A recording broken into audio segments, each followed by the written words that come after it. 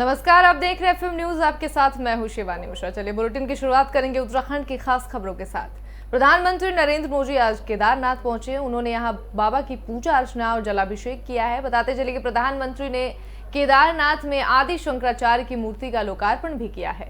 केदारनाथ के पुजारी बागेश लिंग ने प्रधानमंत्री नरेंद्र मोदी की पूजा संपन्न करवाई और अब तक के पीएम के 5वें दौरे में पुजारी बागेश लिंग ने 3 बार पूजा करवाई है। इस दौरान प्रधानमंत्री ने कहा, उत्तराखंड की ताकत है, सामर्थ्य है, पहाड़ का पानी और पहाड़ की जवानी अब उसी के काम आएगी, पलायन रुकेगा। इसके लिए प्रधानमंत्री ने मुख्यमंत्री धामी को धन्यवाद कहा और कहा कि जितनी ऊंचाई पर उत्तराखंड है वो इतनी ही ऊंचाई हासिल करेगा। इसके बाद उन्होंने बाबा केदारनाथ और आदि शंकराचार्य को नमन कर जय केदारनाथ के जयकारों के साथ अपना संबोधन समाप्त किया। आज सभी मठों, सभी 12 ज्योतिर्लिंगों, अनेक शिवालय, अनेक शक्तिधाम, अनेक तीर्थ क्षेत्रों पर देश के गणमान्य महापुरुष,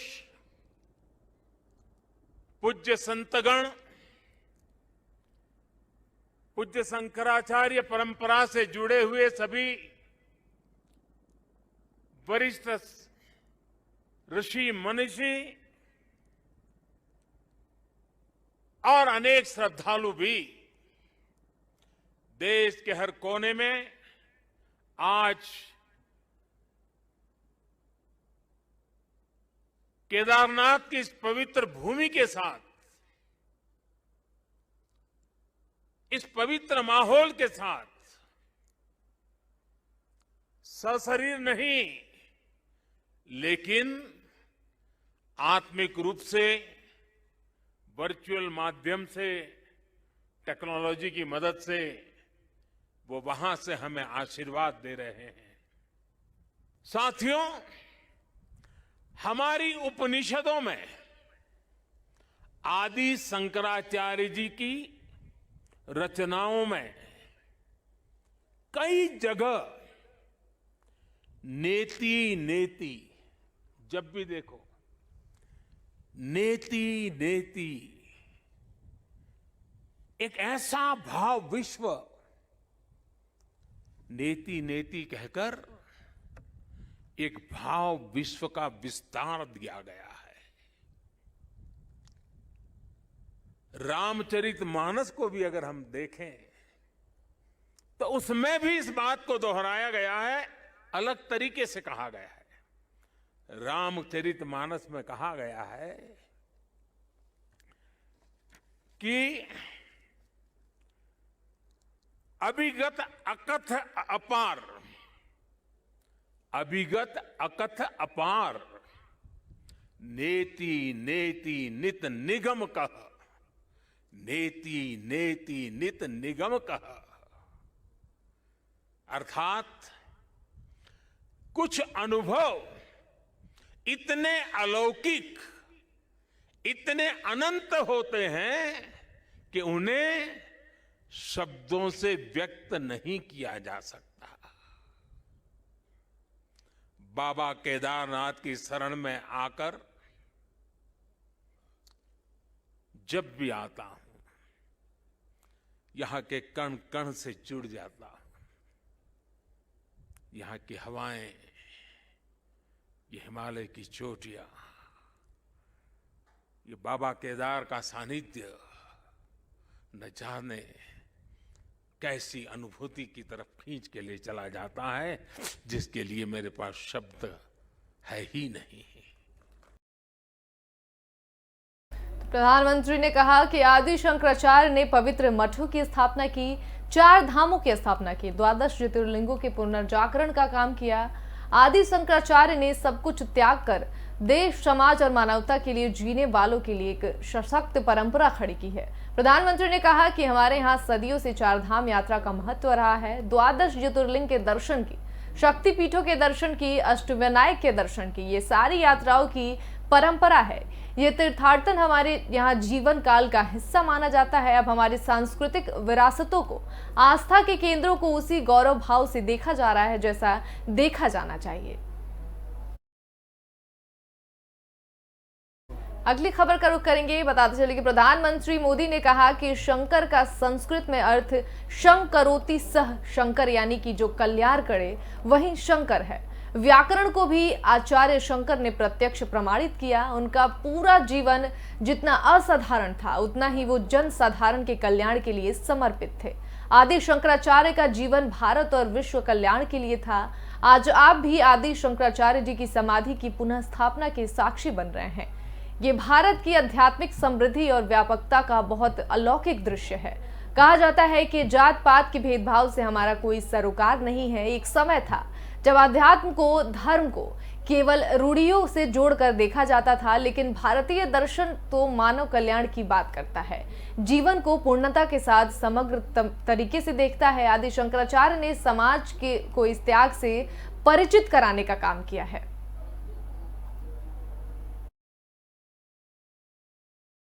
प्रधानमंत्री ने केदारनाथ दौरे पर संबोधन के दौरान कहा कि मैंने जो पुनर्निर्माण का सपना देखा था वो आज पूरा हो रहा है, जो कि सौभाग्य की बात है। इस आदि भूमि पर शाश्वतत्व के साथ आधुनिकता का ये मेल, विकास के ये काम भगवान शंकर की सहज कृपा का ही परिणाम है। इस दौरान प्रधानमंत्री ने मुख्यमंत्री पुष्कर सिंह धामी की तारीफ की। कहा कि मैं इस पुनीत प्रयासों के लिए उत्तराखंड सरकार का, मुख्यमंत्री धामी का और इन कामों की जिम्मेदारी उठाने वाली सभी लोगों का धन्यवाद करता हूं। उन्होंने केदारनाथ धाम पुनर्निर्माण कार्य करने वाले श्रमिकों का भी धन्यवाद किया। बताते चले कि बर्फबारी और कड़ी ठंड के बीच उनके काम की सराहना भी प्रधानमंत्री ने की। इस दौरान उन्होंने पुजारियों और रावल का भी आभार व्यक्त किया। प्रधानमंत्री ने करीब 400 करोड़ की परियोजनाओं का लोकार्पण और शिलान्यास किया है। प्रधानमंत्री नरेंद्र मोदी के केदारनाथ आगमन पर महंगाई के विरोध में पूर्व मुख्यमंत्री और चुनाव अभियान समिति के अध्यक्ष हरीश रावत ने मौन व्रत रखा है। इस दौरान उन्होंने कहा कि उनका ये उपवास जनता को समर्पित है, क्योंकि आज जनता महंगाई से सबसे अधिक पीड़ित है और त्योहारों का उत्साह फीका पड़ गया है।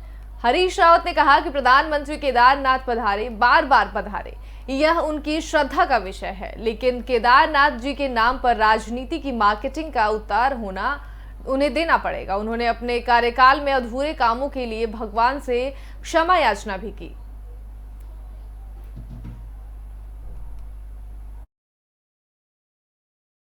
और वहीं प्रधानमंत्री नरेंद्र मोदी के केदारनाथ यात्रा को कांग्रेस ने राजनीतिक मार्केटिंग करार दिया है, जिसके जवाब में कांग्रेस नेता और कार्यकर्ता 5 नवंबर को प्रदेश के हर जिले में स्थित 12 शिवालयों में जलाभिषेक करेंगे। जानकारी के मुताबिक इस दौरान जलाभिषेक में केदारनाथ से लाए गए जल और गंगा जल का प्रयोग किया जाएगा। वहीं पूजा अर्चना के साथ साथ ही भाजपा को सन्मति दे भगवान भजन किया जाएगा।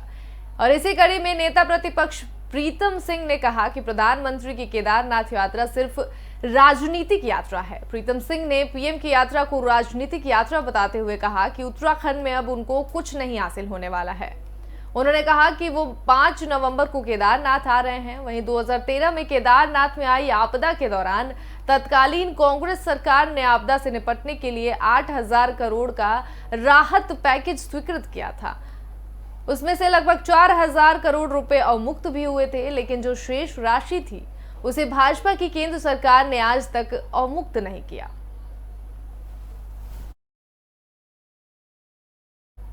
धारचूला से कांग्रेस विधायक हरीश धामी ने एक बार फिर अनशन पर बैठने की घोषणा कर दी है। अपने फेसबुक पेज पर लिखते हुए हरीश धामी ने कहा कि जनता को प्रणाम करता हूं, साथ ही मैं ये बताना चाहता हूं कि मेरे द्वारा शासन प्रशासन को धारचूला मुनस्यारी की भौगोलिक स्थिति की समस्याओं को सुधारने के लिए 8 नवंबर तक का समय दिया गया था, जिसका मुझे अभी तक कोई असर नहीं देखने को मिल रहा है। अगर अब भी युद्ध स्तर पर इन कार्यों को शुरू नहीं किया गया तो मैं क्षेत्रवासियों के साथ 8 नवंबर से जिला अधिकारी कार्यालय पिटघोरा में अनिश्चितकालीन अनशन में बैठने को बाध्य हो जाऊंगा, जिसकी पूरी जिम्मेदारी शासन प्रशासन की होगी। हरीश धामी ने जनता से निवेदन करते हुए कहा कि मेरा क्षेत्र वासियों से ये निवेदन है कि कृपया आगे आइए, अपनी तकलीफ को साथ लेकर आएं और दिखाएं सरकार को कि किस तकलीफ से हम गुजर रहे हैं। अपनी तकलीफों को आवाज बनाएं और मेरा साथ दें।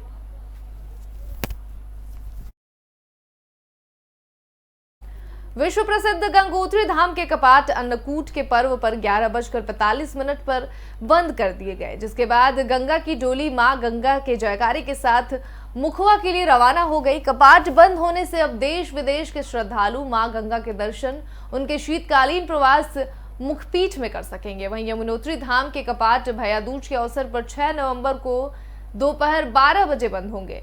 यमुना की डोली लेने के लिए खरसाली गांव ने शनि महाराज की डोली 6 नवंबर की सुबह यमुनोत्री पहुंचेगी। वहीं विश्व प्रसिद्ध गंगोत्री धाम के कपाट बंद किए जाने के अवसर पर शुक्रवार की सुबह 8:30 पर मां गंगा के मुकुट को उतारा गया और इसके बाद श्रद्धालुओं ने निर्वाण के दर्शन किए। वेद मंत्रों के साथ मां गंगा की मूर्ति का महाभिषेक किया गया। उसके बाद विविध हवन पूजा अर्चना के दौरान दोपहर 11:45 पर अमृत बोल कपाट बंद किए गए, जिसके बाद गंगा की डोली लेकर तीर्थ पुरोहित मुखवा के लिए प्रस्तुत हुए। डोली रात्रि निवास चंडी देवी मंदिर में निवास करेगी और 6 नवंबर गंगा की डोली मुखवा के लिए पहुंचेगी। वहीं कपाट बंद होने तक खरसाली में स्थित यमुना मंदिर में मां यमुना के दर्शन श्रद्धालु कर सकेंगे। जहां एक तरफ केंद्र सरकार ने पेट्रोल और डीजल के दाम कम करके दिवाली के मौके पर देशवासियों को उपहार दिया है, तो वहीं उत्तराखंड सरकार ने पेट्रोल की कीमत में 2 रुपए की कटौती भी की है। यानी कुल मिलाकर उत्तराखंड में पेट्रोल की कीमत 7 रुपए घटी है, तो वहीं डीजल के दाम 10 रुपए कम किए गए हैं, जिससे दिवाली के मौके पर आम लोगों को बड़ी राहत मिली है। बताते चले कि केंद्र सरकार ने पेट्रोल की कीमत में 5 रुपए और डीजल की कीमत में 10 रुपए घटा दिए हैं। वहीं अगर बात किसानों की करें तो आने वाले रबी सीजन को देखते हुए किसानों के लिए राहत की खबर है। तेल के बढ़ते दामों को लेकर केंद्र और राज्य सरकार लगातार विपक्ष पर निशाने साध रही थी और ऐसे में सरकार का ये कदम बेहद महत्वपूर्ण बताया जा रहा है।